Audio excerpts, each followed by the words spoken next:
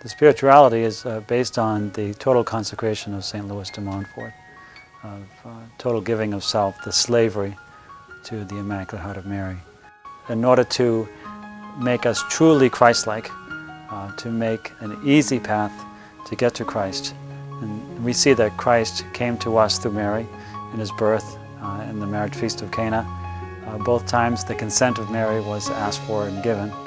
And so, therefore, we see, as our Lord was introduced into the world at his nativity and incarnation, and also at the marriage feast of Cana, where he was made public, that also it was done through Mary, that we also can find an easy path to Christ through Mary. Slavery is the term that shows complete giving of self, without looking for any compensation.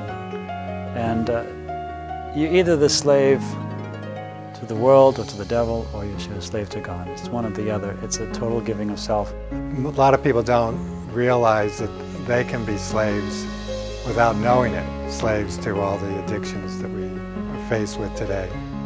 Very important to us because it puts us perfectly and directly in the path of salvation, in the path that Christ wants us to follow.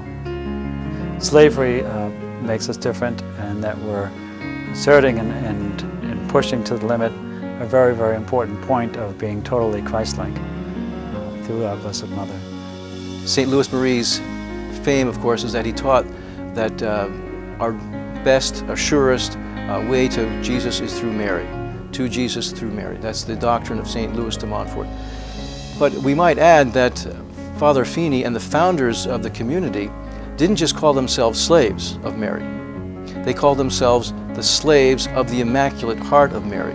And there's deep significance for that. In the end, my Immaculate Heart will triumph.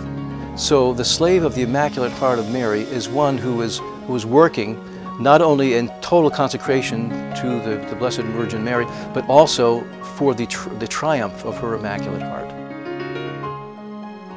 A community that doesn't mind to challenge, it wants to get it out there and needs to challenge, because that's what the world needs.